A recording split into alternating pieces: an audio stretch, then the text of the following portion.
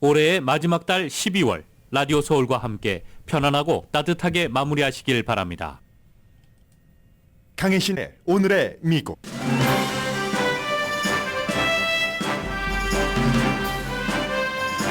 지난달 인플레이션은 또 완화돼서 1년 전에 비해 3.1%, 한 달 전에 비해서는 0.1% 상승했습니다. 가솔린 값이 크게 내려가 렌트비와 의료비 등의 인상을 상쇄했습니다. CNBC 여론조사 결과 전문가들의 69%는 내년 7월경에는 이자율을 연준이 내리기 시작할 것이라는 결과입니다. 2023년 한 해에 모기지와 온라인 등의 여러 이유로 문을 닫은 소매업소가 무척 많습니다. 슈시리처럼 74년 동안이나 신발을 팔아온 가게도 문을 닫았습니다. 지금 의회에서는 1년 전 그가 연설할 때 영웅처럼 환영받았던 우크라이나 대통령이 제발 우크라이나를 지원해달라고 간절히 요청을 하고 있습니다. 그러나 공화당 의원들은 그를 차갑게 맞이합니다. 하원은 오늘 바이든 대통령의 아들 헌터 바이든의 돈벌이와 관련해 대통령 탄핵 절차 결의안을 통과시킬 것으로 보입니다. 바이든 대통령은 자신이 재선에 나가지 않았으면 아들이 기소되거나 공격을 받지 않았을 것이라면서 죄책감을 느낀다고 악시오스가 보도했습니다. 특별검사가 연방대법원의 2020년 선거 결과 전복 행위와 관련해 트럼프 전 대통령의 면책 특권에 대한 주장을 빠른 시일 안에 판결해달라고 요청했습니다. 반유대주의 발언 관련 사임 압박을 받고 있는 하버드 대학 총장을 하버드 이사회가 지키기로 결정했습니다. 하버드 대학 368년 역사상 최초의 흑인 총장이 이스라엘 이슈로 쫓겨나지는 않게 됐지만 대학 캠퍼스에서의 표현의 자유도 인종에 따라 다르다는 우려는 여전합니다. 이스라엘은 하마스의 거점 깊숙이 들어가 대규모 지상작전을 하고 있고 유엔은 미국이 반대해서 실패했던 즉각 휴전 결의안을 오늘 다시 시도합니다. 텍사스 대법원이 임산부의 생명이 위험하고 신생아의 생존 가능성은 낮은 케이스에 낙태를 허용해달라는 한 여성의 요청에 대해 하급 법원의 판결을 뒤집고 낙태 불허 판결을 내렸습니다. 텍사스주 낙태금지법에 따르면 임신한 순간부터 거의 모든 낙태는 불가능하고 낙태를 도운 의사는 종신형에 처해집니다. 애리조나주 대법원은 주의 1864년 낙태법을 소생시킬 것인지에 대해 심의합니다. 1864년이면 애리조나가 주로 만들어지기도 전입니다. 대법원이 심의할 법은 좀비 금지 낙태법으로 불립니다. 결국 텍사스와 애리조나주의 낙태 논쟁은 차기 대통령을 결정하는 데 중요한 역할을 하는 신호탄이기도 합니다. BTS 멤버 전원의 입대를 미국 언론이 중대하게 보도를 합니다. NPR 방송은 BTS가 미국에서 인종차별을 줄이는 데 큰 기여를 했다고 전했습니다. 여러분 안녕하십니까? 오늘의 미국 강혜신입니다. 지난달에 인플레이션이 또 내려가서 1년 전에 비해서는 3.1% 물가 상승이 됐고요. 한 달 전에 비해서는 0.1% 올랐습니다. 그러니까 물가 인상 폭이 좀 완만해졌다는 얘기고 10월 달에는 3.1% 1년 전에 비해서 상승했거든요. 그리고 이 같은 결과는 예상했던 대로입니다. 가솔린 값이 많이 내려가서 6% 정도가 내려가서 다른 부분적인 그 가격이 오른 것을 조금 상쇄했다는 얘기입니다. 가솔린 가격이 6% 내려가는 동안 렌트비와 의료비가 좀 오르기는 했죠. 렌트비 0.4%.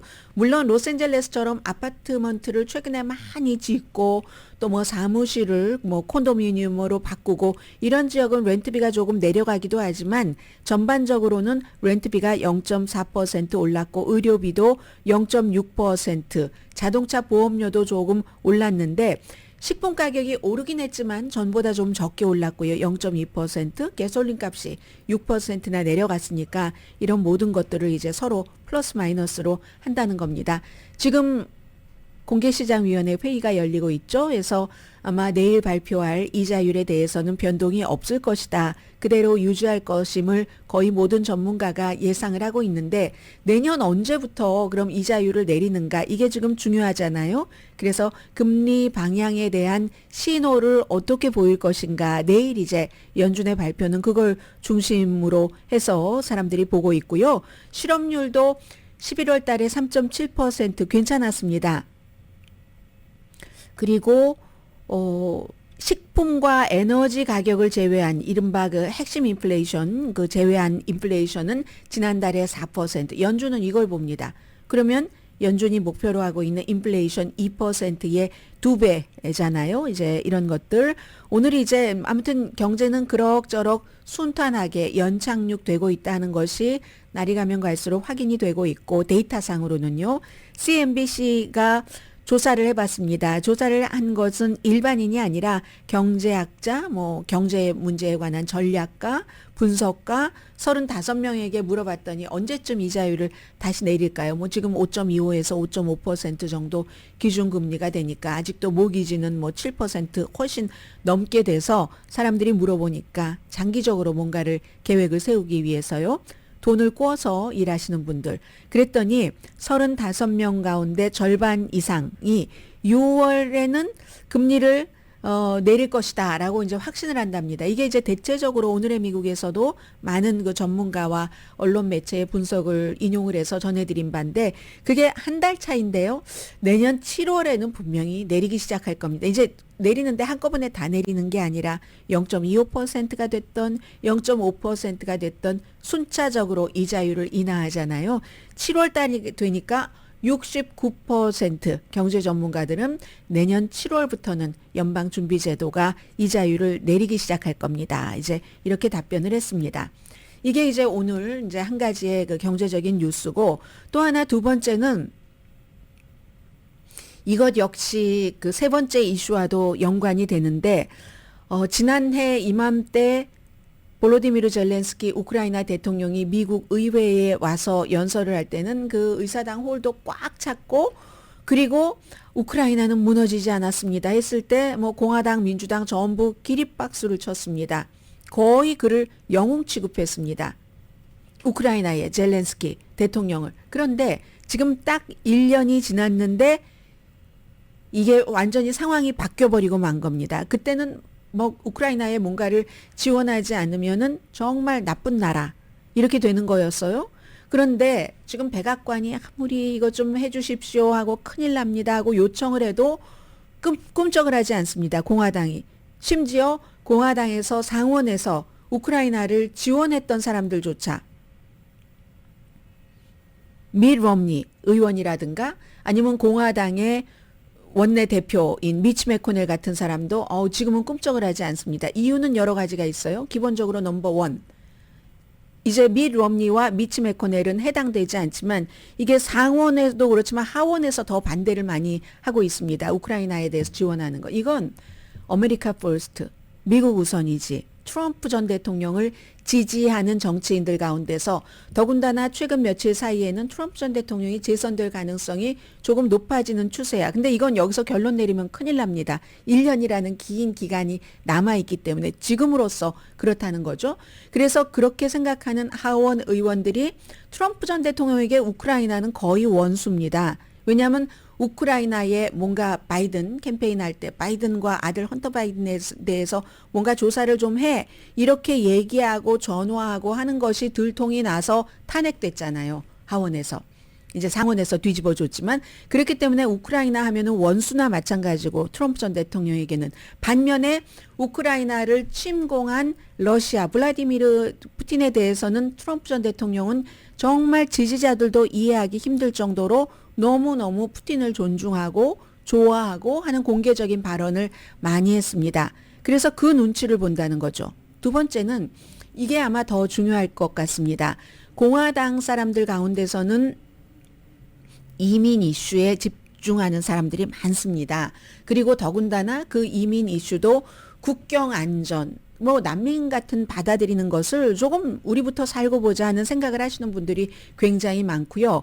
이건 이제 공화당뿐만이 아니라 공화당 주에서 뭐 좋은 점 나쁜 점 다 있는데 민주당 도시로 난민 신청을 하는 사람들, 서류 미비자, 말하자면 불법 체류자들을 마구 보내고 하니까 민주당의 정치인들도 아웃 오브 컨트롤이다. 우리 준비가 미처 돼 있지 않다라고 하잖아요. 그래서 이 이민 이슈가 굉장히 중요합니다. 공화당에서는 유권자들이 이민 이슈를 이처럼 중요하게 생각하고 있는 것을 알고 있기 때문에 전혀 관련이 없죠. 우크라이나에 군사 자금 지원하는 것과 미국 국경을 단단하게 하는 이민 이슈와 무슨 연관이 있겠습니까? 그런데도 이걸 관련을 지어서 하자고 합니다. 그러면 바이든 대통령이 오케이, 거기에 대해서 얘기를 해보자 하면 또 얘기하는 것은 원치 않습니다. 결국은 공화당은 그 이슈를 유권자들이 굉장히 중요하게 생각하고 있다. 선거철까지 이걸 이어가야 된다 하는 걸 알지만 그 전에 문제를 풀기를 원하진 않는 겁니다. 그냥 중요하다. 공화당이 이 중요한 문제를 생각하고 있다 하는 것을 지금 나타내고 싶어 하는 것이고, 그래서 그 문제를 들어서 아주 더 많은 도저히 백악관이나 민주당이 받아들이기 힘든 협상을 위한 카드를 제시하는 게 아니라 불가능한 카드를 내놓으면서 그것을 해줘야지 우크라이나에도 지원하겠다고 하는 지금 이 형편입니다. 얼마 전에 화상으로 연설을 하려고 했죠. 그러다 갑자기 취소를 했고, 바이든 대통령이 아무리 의회에 이거 푸틴 좋은 일 시키지 말고 해줘야지 됩니다. 얘기를 해도 꿈쩍하지 않으니까 결국은 볼로디미르 젤렌스키라는 사람이 카리스마가 있는 사람이니까 그의 개인적인 카리스마를 이용을 해서 직접 당신이 와서 설득해 보시오. 이렇게 된 겁니다. 그래서 오늘 공화당 상원 의원들도 만나고, 그리고 이제 하원에 새로 된 그 마이크 존슨 공화당 하원 의장도 만납니다. 하원 의장은 지난번에 우크라이나를 지원하는 것에 반대표를 던졌습니다. 그러나 그런 반대표를 던졌을 때와 본인이 또 하원 의장으로 취임해서 일을 할 때의 지도자의 입장과 멤버의 입장은 다르잖아요. 지금은 조금 우크라이나를 지원하는 그쪽으로 들어왔는데, 지금 미국에서 특히 이제 상원에서도 제이디 벤슨 같은 그 트럼프 전 대통령을 강하게 지지하는 오하이오의 벤스 의원 연방 상원의원의 경우는 이건 미국의 최고의 이익은 러시아에 우크라이나가 일부 영토를 양보를 해야지 된다. 이걸 미국도 우크라이나도 받아들이는 것이다. 이렇게 얘기를 하고 있습니다. 그래서 지금 볼로디미르 젤렌스키 대통령이 오늘 굉장히 그 중요한 이슈를 가지고 지금 의회에서 여러 활동을 하고 있고, 똑같은 시간에 공화당 의원들은 워싱턴에 있는 헝가리 대사관에서 헝가리는 우크라이나를 지원해 주기를 원치 않습니다. 여러 가지 러시아와의 관계, 뭐 빅토르 오르반 그 독재자의 개인의 목적 등등으로 인해서 그런 일들이 누가 이기는지 정말 저도 궁금할 따름입니다. 그리고 또 하나는 만약에 우크라이나가 러시아를 엄청나게 반격을 해서 화끈하게 러시아가 가져갔던 땅을 많이 빼앗았다면 후원하는 측에서도 우리가 지원하는 이 돈이 납세가 그냥 쓰여지는 게 아니지 유용하게 쓰여지는 것이지 하는 확신을 할 수 있을 텐데, 우크라이나가 러시아를 꽉 잡지 못했다는 이런 것도 아무튼 어떤 이슈고요. 그래서 610억 달러를 의회에 요청을 하는 건데 어떻게 될지는 모르겠고, 오죽하면 그 신사의 나라 영국의 이 데이비 카메룬이 외무장관이 되고 나서 전에 총리였던 사람이요.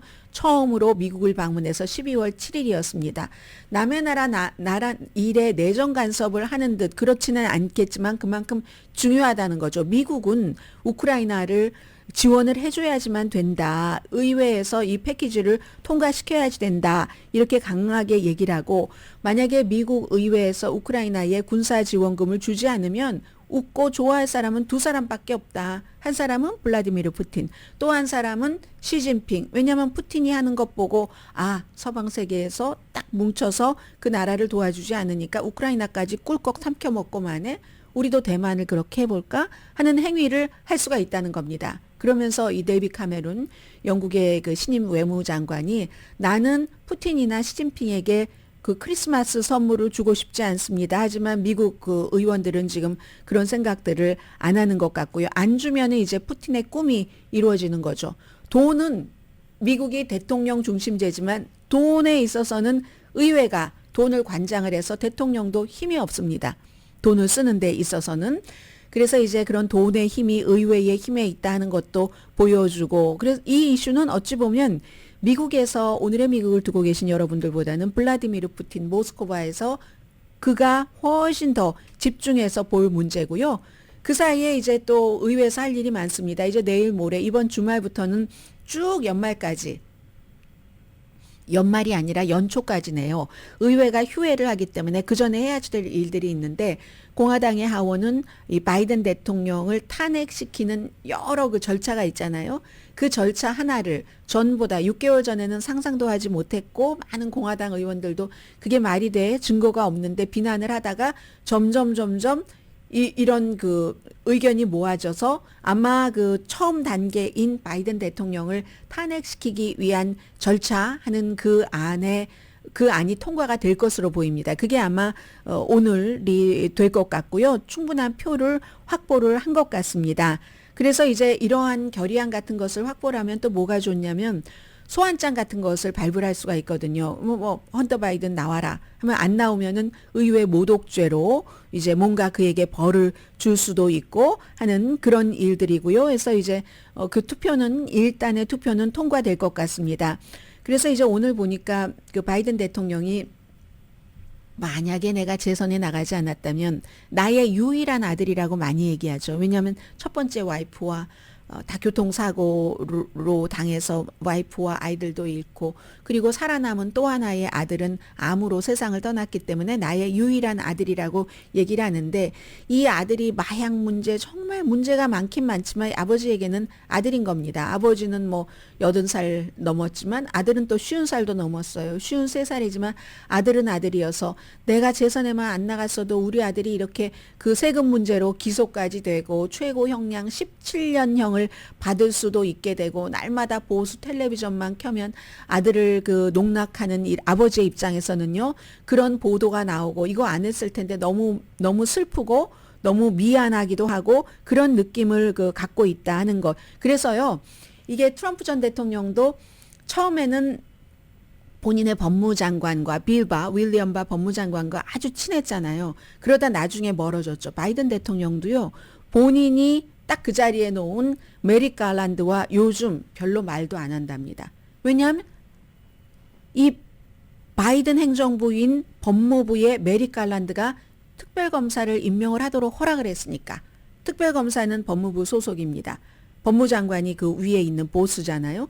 법무장관이 안 했으면 좋았을 텐데 해서 내 아들을 총기 문제로, 세금 문제로 이렇게 기소하다니 해서 냉랭하게 서로 말을 하지 않는다, 이런 게 있고요. 그래서 민주당에서는 비난을 하죠, 법무장관을. 무슨 올바른 결정을 한다기보단 나는 이렇게 정직한 사람이야, 여기에 포커스를 더 많이 둔 것 같다, 이런 얘기도 하지만 어쨌든 다 권한이 있는 겁니다. 아직까지는 백악관이나 행정부나 서로의 권한을 침범할 수 없는 선이 미국에는 남아있다, 이런 것을 보는 것은 뭐 뉴스하는 사람으로서 하나의 기쁨이고요. 그리고 그러니까 트럼프 전 대통령이 바이든 대통령이 나쁜 위치입니다. 오늘 또 나오는 여론조사 결과에 보면 5% 아프리칸 아메리칸의 5% 정도는 트럼프도 바이든도 아닌 사람에게 투표하겠어. 그리고 아프리칸 아메리칸의 20% 정도는 바이든에게 투표하지 않는다. 이건 엄청난 겁니다. 민주당의 대선 후보가 90% 이상을 넘겨보지 않은 적이 없습니다. 그리고 그렇게 되면 위험합니다. 물론 아직 1년의 기간은 남아있다는 건 말씀드리면서요. 그 정도로 바이든 대통령에게 나쁜 위치지만 트럼프 전 대통령에게도 특별검사가 어제 이제 선거와 관련해서 워싱턴의 의사당 폭동 사건이 있고 조지아주의 선거 결과를 뒤집으려고 했다는 이런 것들 다 있잖아요. 이게 과연 대통령 당시에 했었던 일이기 때문에 면책 특권이 있느냐 없느냐에 대해서 연방 대법원이 좀 빠른 시일 안에 결정을 해 주십시오. 12월 20일까지 하고 특별검사가 요청을 했습니다. 워싱턴 DC의 판사는 이건 면책 특권이 없다라고 했거든요. 그런데 이걸 딱 연방 대법원으로 가져가서 그럼 대법원이 우리 그거 안 하겠어, 아래로 다시 내려보낸 게 아니라 우리가 심의를 할게 했거든요. 그렇게 되면은 재판 속도가 빨라질 수가 있습니다.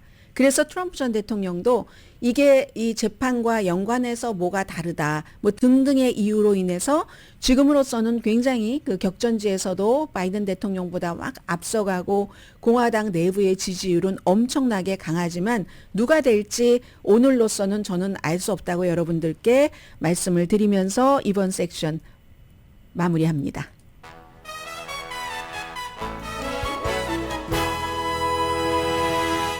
오늘의 미국은 전문가가 추천하는 이민법, 가정법 전문 재인정 종합법률사무소, 총 20억 달러 승소, 교통사고와 상해 전문 브라이언 타필라와 CG 변호사 그룹, 코지다운 갤럭시 이불은 잠이 솔솔 오게 하는 기능성 거위털 이불로 독일 회사와 함께 생산합니다. 코지다운 갤럭시 이불 공동 후원입니다. 잠시 뒤에 아주 중요한 문제를 좀 전해드리겠는데요.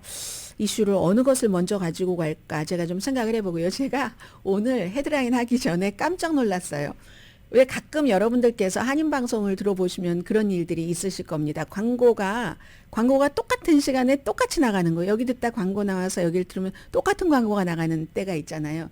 제가 이제 왼편에는 팍스 텔레비전을 틀어놓고 오른편에는 CNN을 틀어놓고 방송을 하고 있는데 광고가 똑같은 거예요. 초까지 똑같은 거예요. 그래서 야 어떻게 이럴 수가 있는가 했더니 제가 똑같이 팍스를 틀어놓고 방송을 하고 있었습니다. 그래서 중간에 채널 하나는 CNN으로 바꿨습니다. 자, 잠시 뒤에 뵙겠습니다.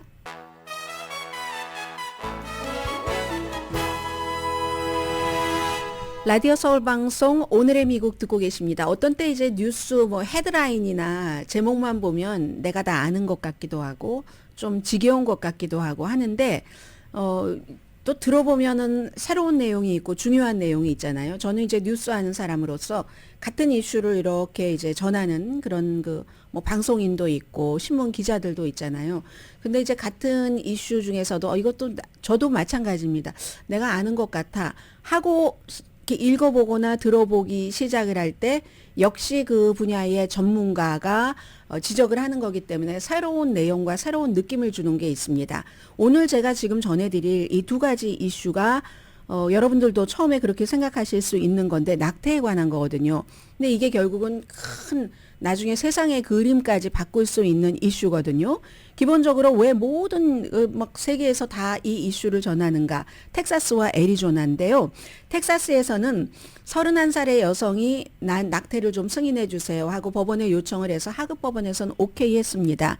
그랬더니 오케이 한 그날 텍사스의 그 말도 많고 탈도 많고 결국은 살아남은 검찰총장이 항소를 해버린 겁니다. 그랬더니 텍사스 대법원이 낙태하면 안 돼 했고 그 사이에 이 여성은 기다릴 수가 없어서 다른 주로 낙태를 하려고 떠났습니다. 왜냐하면 텍사스의 지금 낙태법은 한 3가지가 한꺼번에 묶여 있는데 거의 모든 딱 임신한 그 순간부터 산모의 건강이 생명이 위험하다. 이 정도만 빼고는 전부 금지입니다. 뭐 강간, 근친상간 전부 금지인데 이 여성의 경우는 결혼 생활을 하고 있고 2명의 아이가 있고 남편과 또 아이를 낳고 싶어서 3번째 임신을 했는데 그게 뭐 그 의료상으로 보면 이렇답니다. 임신 그 합병증이 있어서 2주일 동안 뭐 몇 번 그 응급실에 4번이나 갔는데 거의 임신 2주일이 됐을 때 안 거랍니다. 의사가 알려줬는데 에드워드 증후군이라는 거래요. 그래서 이게 태아의 생존 가능성이 아주 지극히 낮답니다. 뭐 18번 3염색체증 트라이서미 18 뭐 전 잘 모르지만 아무튼 그런 게 이게 이제 종전 출생 전에 숨질 수도 있고 출생 직후에 사망하는 경우가 많답니다. 그리고 산모는 그 사이에 계속 막 경련을 일으키고 해서 또 임신성 고혈압, 당뇨 발생 가능성도 굉장히 높고 또 임신을 하고 싶은데 지난번 2번을 제왕절개를 했답니다. 그런데 이번에 잘못되면 아이를 다시는 낳을 수 없다는 거예요. 그래서 법원에 요청했더니 12월 7일에 지방법원은 낙태를 이 경우는 산모의 생명이 위험하고 하니까 허용을 해라 했는데 검찰총장이 항소한 것에 대해서는 이게 이제 텍사스의 대법원이 그냥 아이를 낳아.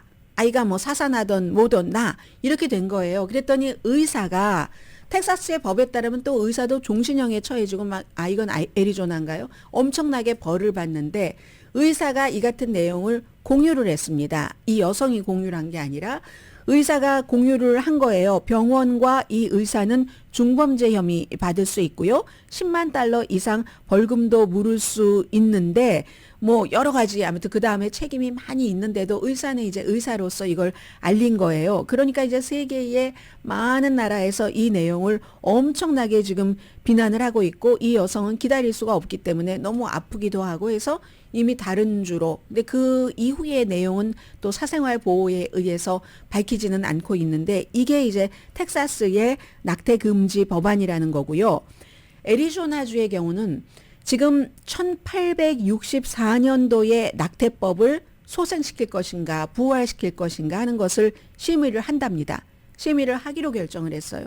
그래서 1864년도면은 애리조나가 주로 만들어지기도 전입니다.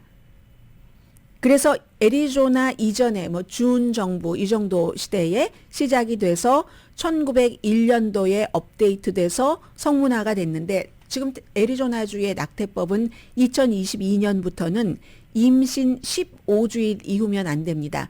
공화당의 주가 뭐 가장 가혹한 게 텍사스, 그 다음에 이제 플로리다가 6주일 이후면 안 되고 애리조나가 15주일 이후면 안 되고 하는 거잖아요. 그래서 애리조나에서 지금 심의를 하려고 하는 이 1864년도의 낙태법에 따르면 임산부의 낙태를 도우면은 금지입니다. 도우면은 뭐 정말 뭐 굉장한 벌을 받는 거예요. 그리고 텍사스와 마찬가지로 강간, 근친 상간의 경우도 낙태를 할 수 없고 여성의 생명을 위협할 때만 허용하는데 텍사스주의 경우 이거 생명 산모의 생명이 위협이다 하는데도 법원에서 받아들여지지 않았잖아요. 그래서 1864년도의 낙태법이기 때문에 많은 사람들은 좀비법이라고도 얘기를 합니다. 그리고 이 같은 좀비법을 부활시키려고 텍사스주에서도 엄청 노력을 했었고 또 위스콘신주에서도 노력을 했었지만 실패를 했는데 이번에 애리조나주에서는 이 좀비법이 부활될 가능성이 굉장히 높다는 겁니다. 그러면 정말 반세기 정도나 시행되지 않았던 것을 시행을 다시 그걸 살려내서 시행하려고 하는 것은 전례가 없는 일이잖아요. 그러니까 사람들이 그런 얘기를 하고 있고 사실은 이 시작은 1970년대 중반에 뭐 낙태가 완전히 연방 대법원에 의해서 허용됐다가 50년 만에 이게 이거 주에서 알아서 해 하니까 이게 뒤로 물러나는 것이 됐는데 한 번 또 뒤로 물러나는 이런 법이 만들어지고 보니까 점점 이제는 1864년으로 여성의 낙태에 관한 권리가 돌아가 버린다는 겁니다. 그런데요, 이게 이제 트럼프 전 대통령에게 득과 실이 될 수 있는 건데 복음주의자들이 트럼프 전 대통령을 그렇게 강하게 지지하는 이유 가운데 하나가 바로 트럼프 전 대통령이 이 낙태를 금지하도록 연방 대법관 에미 코니 베렛을 포함을 해서 3명을 지명을 해서 성공적으로 연방 대법원에 안착을 시켜서 낙태를 이렇게 금지하게 되는 것을 만들었기 때문에 복음주의자들이 일부는 조금 반대하는 이슈가 있어도 이것 때문에 지금 강하게 트럼프 전 대통령을 지지하고 있는데 이게 덫이 될 수도 있다는 그런 지적들을 많이 하고 있습니다. 기본적으로 어떤 여성이 1864년대의 법으로 돌아가길 원하겠습니까? 법이라는 것도 다 시대에 맞는 이제 그렇게 변화되는 것인데 심지어 보면은 얼마 전에 오하이오주에서도 오하이오주 보수잖아요. 그런데도 헌법을 수정해서라도 여성의 낙태 권리를 보호해야지 된다. 이게 14%포인트 이상 차이로 통과가 됐습니다. 그러면요, 어제 그 뉴 리퍼블릭이라는 아주 진보적인 잡지죠. 1914년도에 만들어진 그 진보적인 잡지에서 월터 샤피로라는 지미 카러 전 대통령의 스피치 라이터였습니다. 이분이 쓴 얘기가 지금 여론조사 결과를 보면은 다 뭐 트럼프가 이길 것처럼 얘기하는데 no way. 이제 아직 두 사람의 본격적인 캠페인은 시작되지도 않았다면서 여러 가지 바이든이 이길 수 있는 시나리오를 여러 가지를 특히 5가지를 지적을 했는데 그 가운데 하나가 바로 이 낙태인 겁니다. 지금은 트럼프 전 대통령이 팍스에서조차도 잘 보여주지 않잖아요. 그리고 막 연설하다가 트럼프 전 대통령이 막 또 거짓을 줄줄이 뽑아내기 시작하면 팍스가 또 소송당하고 돈 잃어버리기 싫으니까 딱 컷해버리잖아요. 그런데 실제로 예비선거에서 트럼프가 공화당의 후보가 되고 바이든이 민주당의 현직 대통령으로서 겨루기 시작하면 그때는 어쩔 수 없이 노출되게 됩니다. 그런데 요즘에 트럼프 전 대통령이 뭐 막 말실수도 하고 뭐 이런 것도 있지만 그때는 바이든 대통령이 공격을 시작한다는 거죠. 이 낙태에 대해서. 트럼프 전 대통령 때문에 여성들은 이렇게 낙태를 하기 어려워졌고 트럼프가 다시 대통령이 되면은 이미 복음주의자 등등에게 약속을 했기 때문에 전국적인 이건 이제 주에서 알아서 하는 거잖아요. 그래서 블루 스테이트 캘리포니아주 같은 경우는 오히려 다른 주에서 낙태를 하기 불가능한 경우를 뭐 지원금도 주면서 저희 주에 와서 하세요라고 얘기를 하고 있는 것이고 레드 스테이트는 내 생명이 위험하고 사사나가 태어날 수도 있는데도 아이를 낳아야지 되는 거고 하는 거죠. 그러면 그때가 되면은 이제 트럼프 전 대통령의 노출도도 심해지고 바이든 대통령은 여성분들이요. 생각해 보세요. 전국적으로 지금 블루 스테이트에 살고 계신 여러분들도 낙태가 금지될 수도 있을 겁니다. 라고 얘기를 한다는 거예요. 그런 일이 일어난다는 거죠. 그러면요. 도시에서도 얼마나 그게 엄청난 일이 되냐면은 요즘 노숙자 얘기를 많이 하는데 홈리스 여성들도 성생활을 합니다. 홈리스 여성들도 낙태를 할 수가 없습니다. 그러면 이제 계속 아이를 낳아서 인구 증가에는 어떨지 모르겠습니다만은 또 복음주의자들이 얘기를 하는 하나님의 섭리에 대해서는 그게 어떤 결과가 있을지 모르지만은 도시에서 또 홈리스 피플 여성 가운데 수많은 여성들이 마약 중독입니다. 그런데도 그 마약 중독자들이 아이를 키울 능력이나 의지 같은 것도 부족한데도 아이를 다 낳아야지 돼요. 이런 모든 문제들을 이제 본격적으로 선거 캠페인에 들어가면 바이든 대통령이 들고 나올 수 있다는 거죠. 이런 얘기들을 그 월터 샤피로 씨가 지적을 했습니다. 그래서 지금 이 낙태에 관해서도 항상 이게 장점과 단점이 있기 때문에 그런 것들 때문에 트럼프 전 대통령이 실제로 선거 캠페인을 시작하면 예전에는 몇 년 동안은 트럼프 안 봐서 살 것 같아 했던 사람도 있잖아요. 물론 트럼프를 못 봐서 너무 그리워 하는 사람도 많이 있지만 근데 보면 볼수록 트럼프 전 대통령도 4년 전, 5년 전에 트럼프가 아닙니다. 요즘은 연설할 때 보면은 굉장히 뭐 바이든 대통령만 말실수를 하는 게 아니라 트럼프 전 대통령의 말실수도 장난이 아니거든요. 그렇기 때문에 그 가운데 여러 가지 요건이 있지만 그리고 아직 1년이라는 기간은 이 정치에서 너무나 긴 기간이고 실제로 트럼프 전 대통령을 보기 시작하면서 사람들이 다시 다 떠오르잖아요. 옛날 일이. 백인 우월주의자들도 좋다고 얘기를 한 사람이지 등등. 코비드 19에 대해서는 클로락스 먹으면 된다고 했지. 이런 하이드록시 클로로킨을 넘어서 클로락스를 먹으라고 했었지. 이런 여러 가지 일들이 다 생각나면서 지금이 최고로 이 트럼프 전 대통령에게 좋은 위치다라는 얘기들을 합니다. 그래서 이 낙태 이슈는 꼭 가임 여성들뿐만이 아니라 가임 여성 가족들뿐만이 아니라 이제 미국을 바꾸고 또 세계를 바꿀 수도 있는 세계에선 이미 트럼프 전 대통령이 될 수도 있다는 것을 계산해 놓고 있잖아요. 그런 것에 영향을 미치는 이슈가 바로 이 낙태 이슈라는 거 전해드리면서요. 잠시 뒤에는 소프트한 뉴스 보도해 드립니다.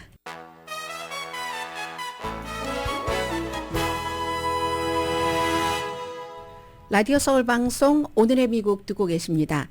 올해 그 사라진 업체들이 많습니다. 이건 뭐 사라진 업체를 기억하자는 것보다는 추세를 한번 여러분들과 이렇게 연말이 되면서 정리를 하는 건데요. 팬데믹 이후에 너무 애쓰셨어요. 저희 라디오 서울 방송을 후원해 주시는 스몰 비즈니스 업주분들께 정말 감사드립니다. 특히 오늘의 미국을 지원해 주시고 후원해 주시는 제인정 종합법률사무소, 또 브라이언 타필라와 CG 변호사 그룹, 코지다운 갤럭시 이블 감사드립니다. 그런데 많은 미국의 기업들이 지금 사라졌거든요. 여러분들 한때는 우리 집안에 정말 필요한 스토어야 라고 생각을 하고 자주 쇼핑을 가셨던 그런 그 배드 베스트 비하인드 온라인은 오픈되어 있습니다. 팬데믹 이후에. 그리고 또 사업하려면 빌린 돈도 있고 하는데 이자율 등등 사람들이 또 무엇보다도 온라인으로 쇼핑을 많이 하니까 베드 베스 비하인드에서 살 수 있는 물건은 사실은 뭐 옷이라던가 이런 것과는 달리 입어보지 않아도, 그리고 내가 알고 있는 제품은 그냥 온라인에서 사도 되잖아요. 옷도 요즘 안 입어보고 온라인에서 많이 삽니다.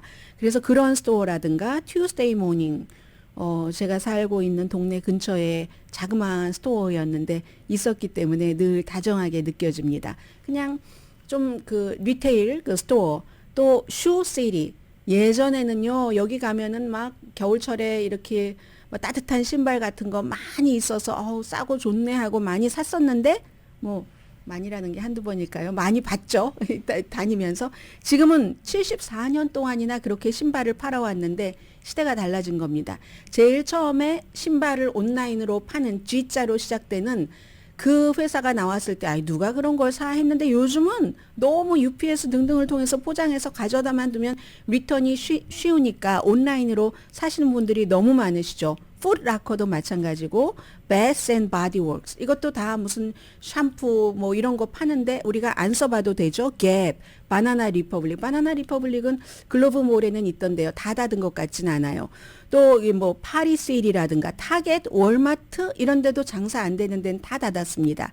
CVS, 월그린, 라이드에이드도 매상 좋지 않은 데는 많이 닫았잖아요. 그러면 이때 방 안에 도저히 무시할 수 없이 거대하게 보이는 엘레펀트 인 더 룸은 아마존인 겁니다. 여러 가지 이자율, 팬데믹 이후의 변화 이런 것도 있지만 아마존, 온라인 때문에 이런 일들 있는 거죠. 뭐 메이시스도 지금 뭐 여러 가지 절차를 밟고 있고요. 자, 이게 2023년도 이 경제계에서 가장 큰 추세이기도 했고요. 오늘 아침에 제가 출근할 때는 BTS를 너무 자세히 보도를 해서 NPR 방송에서 기분 좋게 듣고 왔습니다.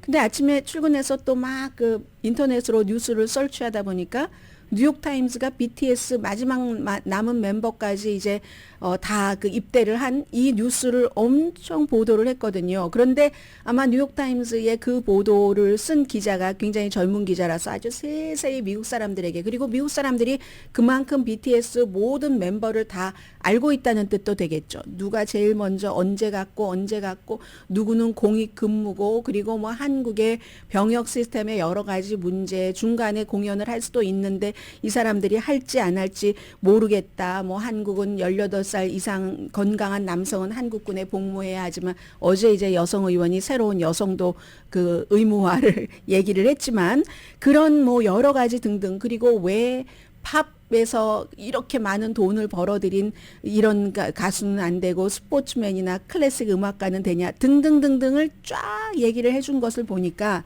그야말로 정말 이 BTS가 얼마나 미국에서 중요한 그런 그 이 반열에 올랐는가 하는 걸 알 수가 있었고요. 많은 내용은 거의 여러분들께서 알고 계시는 건데, 특히 NPR 방송이 그 사람들을 막 인터뷰를 하는데 BTS가 인종차별을, 코리안 아메리칸을 포함한 에이시안 아메리칸에 대한 인종차별을 엄청 줄였다고 보도를 하는데 아주 기뻤습니다. 뿌듯하기도 하고요.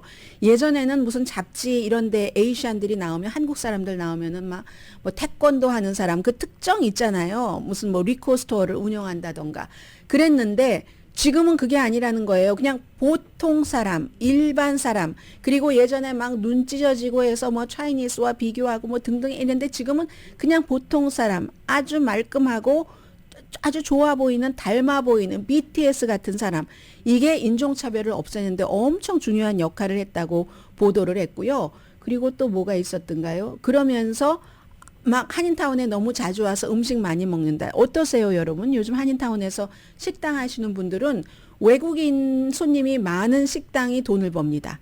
그렇지 않으면 힘들잖아요. 그래서 이제 그런 내용들을 쭉 그 보도를 했다는 거 전해드리고, 어제는 제가 그 골든글로브 후보작을 말씀드리면서 그 패스트 라이브스는 말씀 못 드렸는데, 캐나디안 그러니까 한국계 캐나디안 감독이 만들고 배우도 있고 하는 그런 것뿐만이 아니라, 이 비프는요, 스티븐 연 그 미국의 한인 배우는, 비프는 그 골든글로브뿐만이 아니라 굉장히 많은 곳에서 완전히 뭐죠? 굉장히 좋은 평가를 받고 있습니다. 얼마 전에 뉴욕타임스에서도 꼭 봐야지 된다 하면서 평론가가 썼는데 이걸 10개의 시리즈를 내가 다 볼 수도 있지만 아끼면서 봤다 하면서 어쩜 그렇게 두 사람의 그 분노와 만났다 헤어졌다 막 첫 회부터 좀 그 아주 뭐 화끈하잖아요. 막 이렇게 하는 그 스티븐 연 이런 것 그런 것들을 전하면서 인간의 분노 이런 것들을 뭐 용서하거나 뭐 그냥 무시해 버려야지 이런 게 아니라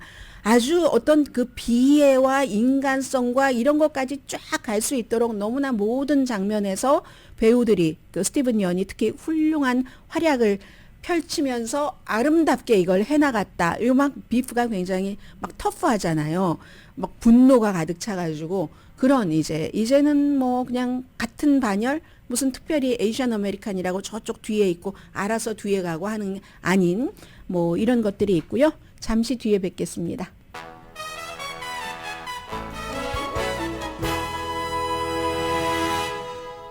라디오 서울 방송 오늘의 미국 듣고 계십니다. 오늘 사실 이 내용이 가장 중요한 이슈이기도 했습니다. 하버드 대학 총장은 사임하지 않고 총장 자리에 남아 있습니다. 의사당에서 이스라엘계 학생들을 좀 덜 보호하는 것 같은 그런 느낌으로 정치인들이 받아들였다 할지라도 하버드의 이사회가 만장일치로 13명이 이 사람은 우리 학교에 필요한 사람이다 했습니다. 368년 역사상 최초의 흑인, 그것도 여성으로서는 하버드가 두 번째 총장을 냈잖아요. IT 이민자의 딸입니다. 클라우딘 게이 총장. 오늘 학교신문이 제일 먼저 보도를 했네요. 더 크림슨 학교신문이 보도를 했는데 하버드 코퍼레이션입니다. 하버드 코퍼레이션의 이 회장의 리더십을 우리가 재확인했습니다. 소란스럽고 어려운 시기에 만장일치로 확인했습니다. 라고 얘기를 했는데 펜실베니아 총장이 조금 일찍 그 사임을 한 것 같아요. 하버드도 돈 많이 빠져나갔어요. 유펜도 뭐 유대인 그 기부자들이 유대인 학생들을 보호하는 것에 대해서 덜 얘기를 한다. 그리고 뭔가 이 팔레스타인의 민중 봉기를 허락하는 것 같은. 왜냐하면 그것이 학교의 규정에 어긋납니까? 어긋나지 않습니까? Yes or No라는 질문에 대해서 상황에 따라서 다릅니다. 그게 다른 학생들에게 위협이 될 경우에는 저희가 징계를 합니다. 라고 얘기를 했거든요. 아무튼 하버드도 친팔레스타인계 시위를 한 학생들 4명 징계를 하기는 했습니다. 그리하여 어제 그 UCLA 그 헌법학 교수가 지적한 대로 캠퍼스에는 이런 게 있어야지 된다. 서로 팔레스타인계의 동정심을 더 많이 갖고 있는 학생들, 이스라엘계의 동정심을 많이 받고 있는 학생들께서 네 맞습니다. 께서 건전한 토론 같은 것을 통해서 표현의 자유로 뭔가 그 세상의 이슈에 대한 나름대로의 결론을 내리는 일, 이게 필요하지. 의회 정치인들이 그게 우리 마음에 들지 않았어? 아니면 돈을 내고 있는 기부자들이, 동문들이 우리 마음에 들지 않아? 하면서 그 총장을 마음대로 갈아치울 수 없다는 얘기를 하셨잖아요. 어제 UCLA의 헌법학 교수가. 지금 이사회도 이제 그런 문제들에 대해서 신경을 쓴 것 같고, 억만장자 투자자, 하버드 졸업생 빌 에크먼이 헤지펀드 매니저가 제일 그 이스라엘에 대해서 친이스라엘의 본인의 그 뿌리가 그렇고 기수잖아요. 이 사람이 이사회에서 본인이 설명을 들었는데 압력으로 이사회가 총장을 사임시키는 것 같은 느낌을 주고 싶지 않았다. 또 그렇게 얘기를 했겠죠. 그 사람에게는 실제가 그럴 수도 있고 몇 %인지 모르지만 그런 얘기를 했습니다. 그래서 이제 지금 700명 이상의 하버드 교수 중에 하버드의 교수가 그렇게 많은 거예요. 이 총장이 의회에서 상황에 따라서 판단을 해야지 된다라고 얘기한 그 발언을 지지를 했습니다. 아무튼 최초의 유색인종 하버드 대학교의 총장, 여성으로서 두 번째 총장이 살아남았네요. 이 클라우딘 게이 총장이 스탠포드 대학교에서 경제학을 공부하고 그리고 박사는 하버드에서 정치학을 했습니다. 그래서 2007년부터 본인이 아프리칸 아메리칸 여성이고 아프리칸 아메리칸 그 히스토리, 사람들 이런 것에 대해서 가르쳐 왔죠. 하마스에 대해선 비난을 합니다. 이 총장도 당연히 비난을 하는데 많은 분들이 그 오늘의 미국을 듣고 계시는 분들도 그러시는 것 같아요.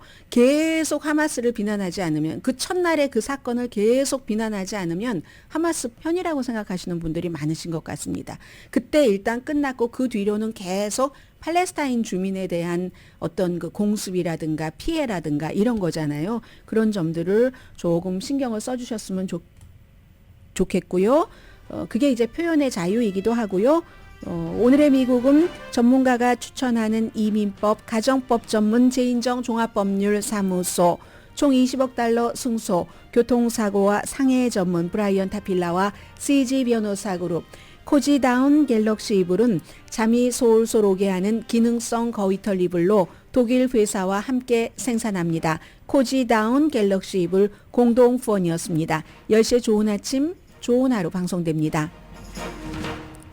자라 있죠. 자라도 지금 이스라엘 하마스 전쟁 때문에 아주 고통을 받고 있습니다. 자라에서 그 웹사이트에 선전을 하는데 그게 이제 예술 작품으로 선전을 했다는 거예요. 사람이 모델이 하얀색 플라스틱으로 감긴 마네킹을 이렇게 안고 있는데 이게 이스라엘 하마스 전쟁을 연상시킨다는 거죠. 왜냐하면 그 팔레스타인에서 어린아이나 부모님이나 특히 이제 어린아이의 경우 몸집이 작으니까 숨졌을 때 하얀색 천으로 감아서 부모님들이 이렇게 들고 안고 우는 그런 모습이 있잖아요. 물론 자라가 그걸 알고 그렇게 했었다고 생각되지는 않지만 그래서 자라도 사과했습니다. 강혜신이었습니다.